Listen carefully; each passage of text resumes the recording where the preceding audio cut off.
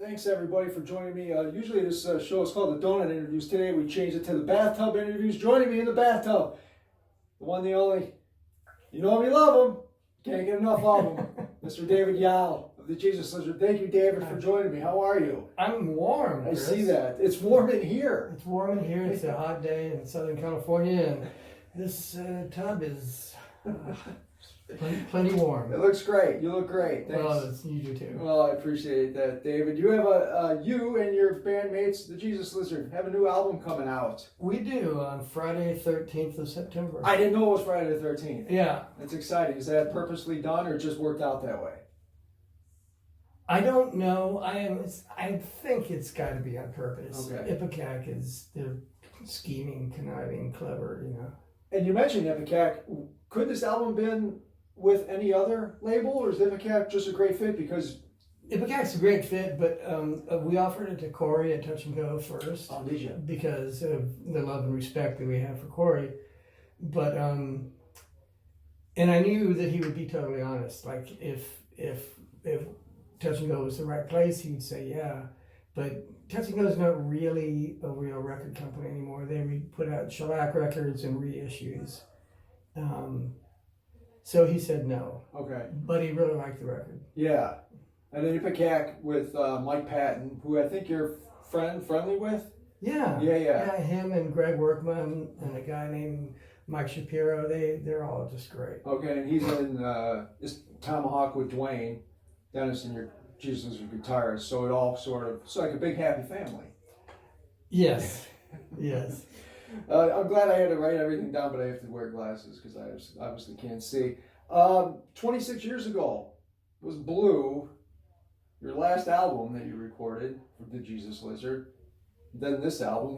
What changed in those 26 years? Was the process the same, or was there anything different? The process was way different. The process, can I say dirty words? Yes, please. The process was fucked up. Okay. If we do another record, it won't be the same as this. Because, like, David lives in Manhattan, Mac is in Chicago, Duane's in Nashville, and I'm in California. And so we would occasionally converge in Nashville and work on stuff. But mostly it was like sending MP3s back and forth. And that's not the kind of collaboration we like, or that we're accustomed to. Like when we all lived in Chicago, we all lived together. Yeah. We practiced 6 hours a day for 5 days a week. So it was very, very collaborative. This was not as much. And then recording was fun and everything. We went to Patrick Carney's house, the drummer from your favorite band, Black Keys. Right. He's got a nice studio. Second favorite. There you go. Yeah. He's got a nice studio at his house, and we recorded there. And but then we mixed by sending MP3s back and forth, and we'd take notes and stuff. And it was just very not user friendly. Okay. Did it start way back before COVID in 2019 with ideas? The other guys, David, Duane, and Mac, had been working on stuff without telling me for years. Really? Yeah. Why the secret? I'm not 100% sure. I think that, like, when we broke up, I was the first to go, I quit, I'm done, this is over. But that was a different time. It was a different time. But I think that they thought that I was going to need some persuading. Okay. And then when they approached me with it and they had some recordings of this stuff, I was going, oh, it's pretty good. Let's go ahead and do this. And like you would need convincing, you think? Is that what they thought? Or they just wanted to make sure they had all their ducks lined up in a row when they submitted something? I think they probably wanted to, be prepared. Okay. Yeah. I'm sure they're happy that you agreed to... I think so. They didn't complain that much about the vocal parts. Right. And who, if they didn't get you, what would they have got? Someone like Sammy Hagar? Phil Collins? I don't know. Oh, wow. I would like to have heard that. Bono, because Bono and I kind of look alike. Do you? Yeah, that's Is well, in the old days. Oh, okay. Now I see. Now I look like his dad. If I squint my eyes, yeah, a little bit. You've done a few live shows already. 3. The first one was at was it Third Man Records? Yeah. I don't. Is it the Blue Room? The Blue Room. Right, and that's a small venue, like 250. 250, I think. Capacity. Right. So, and that's your first. That's the first one in 2024. Correct. Okay. Last one was like December 2019, so it's been 5 years. Actually, the last one was, December, New Year's Day. Okay. In Brooklyn. Back in 2021, Yeah. whatever. Okay, so it's almost 4 years since the last show. How are you feeling like about to perform again before that show? Well, about 4 months ago, I hired a physical trainer to help me try and get in shape. Not shape so much, like, not some strength and stuff, but mostly for stamina and endurance and cardio kind of shit. And I think it helped because the Nashville show and then the one in Garden Grove, we played like close to an hour and a half. And I was tired, of course, but it would have killed me if I hadn't been doing this training. Right. And it's not just vocal exhaustion, but physical exhaustion. Yeah. Yeah, because you're not exactly Mona Lisa just standing there. You're Somebody recently said, you don't go lightly, do you? Right. No. So, what did you get? Injuries from these shows? Some little ones, just nothing, cuts and bruises. Okay, because I thought I saw there was a video of you kind of leaned on someone. I think at the third man. Is that what it's called? I already forget.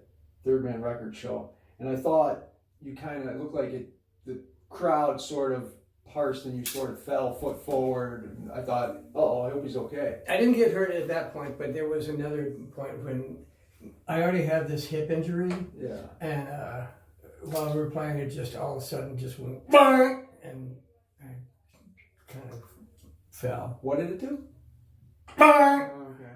Yeah, that's not good. You don't want that. No. It should just go silent. Yeah. And then how is that now? It hurts. It's swollen. Really? Getting old sucks. Maybe this bath will help. Maybe. Are there any Epsom salts in this bath or just bubbles? Just bubbles and little jizz. I didn't know. Residual. It's really comfortable, isn't it? You're going to be touring here in the States later this year with the release of the album. Yeah. And then Europe too. You got shows. Yeah, we've got the UK shows are, I think, confirmed. I think at some point we'll go the rest of Europe, Australia, Japan, all that stuff. Yeah. I can't remember how many shows you did back in 2019, but is this 3? Was that it? Yeah, it was Nashville, Philly, and New York. Oh, wow. So this is going to be, when was the last time you had a tour this big? 1998. Oh, okay. You're going to hire a trainer still? Continue, like I'm going to continue with this guy. Okay. Yeah. Yeah, I'm concerned for you. I'm sorry? I'm concerned for you. Thanks. Yeah, just don't get hurt. No, I'll be fine. Yeah, I mean, you're 63. You're going to be 64.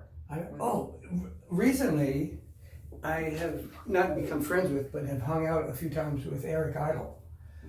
And we were at his manager's house, and we were having a sing-along with Eric Idle and Puddles the Clown and Weird Al Yankovic. And they did... Wait, is this a joke? The start of a joke? It's Yeah, because it's always like the start of a joke. Yeah, it's a real thing. And they did When I'm 64, and it was so cool when I was watching Eric Idle and he's playing guitar, and he goes, Vera, Chuck, and Dave. And he looked at me, and I was just, I can't freaking believe this! Right. Yeah. Yeah, because how old is he? He's got to be 81? Okay. Yeah. And obviously you were a fan of the Monty Python. Oh, yeah. Eric Idle, that's the top of the heap. It's pretty cool. Yeah. Do you get starstruck seeing him? Like, do you get a little... Well, I met him at a Puddles show, and I was talking to this girl who I'd done a movie with named... I can't remember her name. But I was talking to her, and I suddenly saw Eric Idle, and I pretty much just pushed her out of the way. And I said, what the fuck? Right. I asked him if I could hug him, and he said, yeah. Well, that's nice. Yeah. Right. I'm on.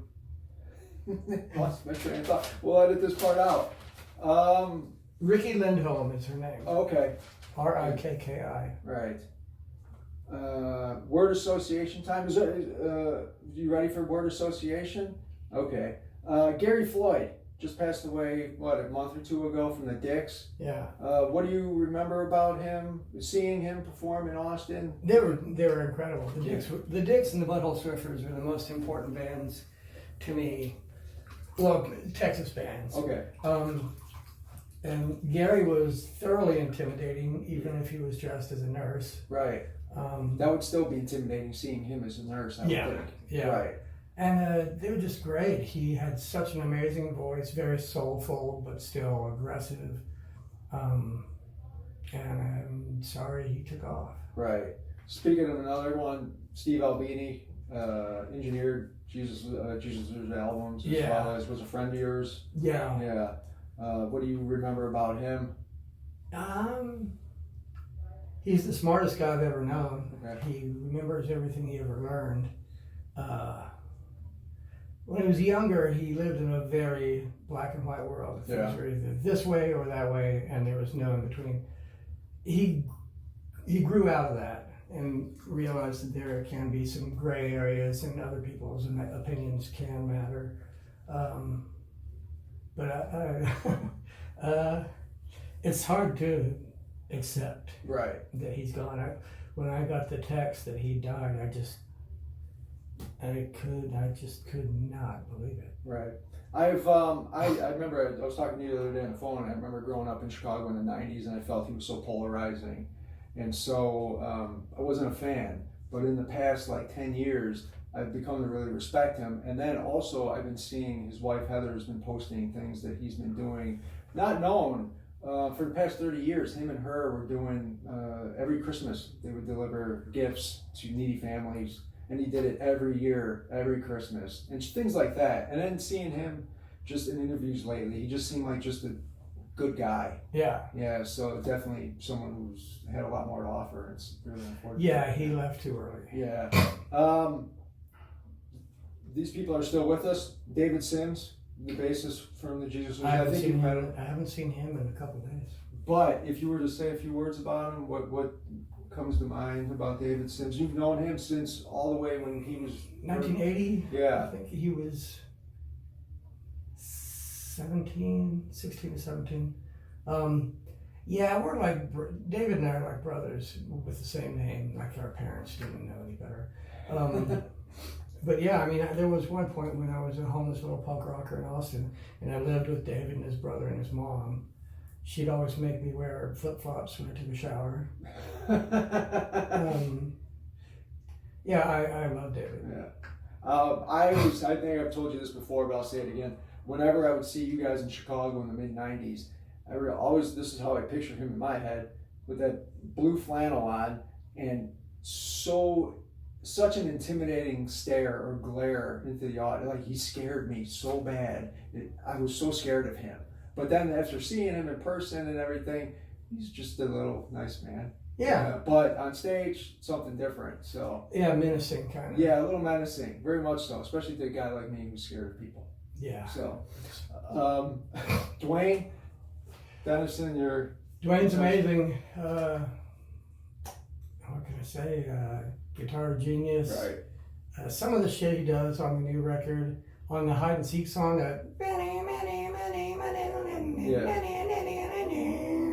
it's so rude. I really love that. I don't know what to say about Duane. There's no one like him. Yeah. Were you gonna say something else? I thought. Okay. And then let's not leave out Mac, your drummer. Yeah. What would you? He's the nicest guy in the whole world. All right. I've always said, there's the musical Oklahoma, where at one point the woman's doing a song where she goes, "I'm just a girl who can't say no." I think Mac is just a boy who can't say no. He won't say he would, if you ask him to do something, he'll do it. What should we know about the album that's coming out that we might not have spoken about? I think we're dropping 3 singles. The first one, Hide and Seek, is out now. Okay. I think I think the next one is called Alexis Feels Sick, and I think the next one is What If. I'm not sure of that. There's 11 songs on the album. It's called Rack. The same artist who did the Down cover and the Liar cover and the split 7-inch with Nirvana, Malcolm Bucknell did the artwork, and it's great. Oh, okay. I didn't know. Yeah. That's cool. Were there any other 4-letter words that you guys were thinking of for this album, or? We had a list. Okay. My favorites, Rack was my idea, and Soil was my other favorite. But yeah, we tossed around a whole bunch, and Rack won. Okay. Iggy Pop, Nick Cave, or Lux Interior? If you had to choose between any of those, Iggy Pop in the Stooges performance. Did you ever see the Stooges with Iggy Pop, or was that a little bit before you? I didn't see Iggy. The first time I saw Iggy was a little over a year ago. Okay. Wow. Still going, that guy. Oh my God! Yeah, he just played the No Values Festival. Right. I like to think that's how you'll be when you're. I don't know how old Iggy is, but he's got to be the 70s, late 70s, right? Yeah, I think he might have passed into 80. I'm not sure. Or Nick Cave with the birthday party. You were. That was the most intense stuff ever. Right. Now it's adult contemporary. Right. Yeah, but back then, and you got a picture right here of the birthday party. Yeah. So, the birthday party was the most intense music I think ever made. Right. Yeah, it is something special. I enjoy it. I was late to the party, so to speak. Really, but yeah, I'm a fan. And then, did you see the Cramps ever? Did you see what? Cramps. I did. I pulled Lux Interior's pants off. That's awesome. Yeah. That was at Duke's Royal Coach in Austin in probably 1980. Okay. And then I saw them in 2002 at the Greek Theater. Okay. Cool. And then let's end this with about Trump. Any words about that? Fuck that asshole. I hate him more than anything I've ever hated in my life. I concur. Thank you, David. It's always a pleasure. I can't speak. Thank you, Chris. I got steam in my eye. Thanks, everybody. We'll see you later. Bye.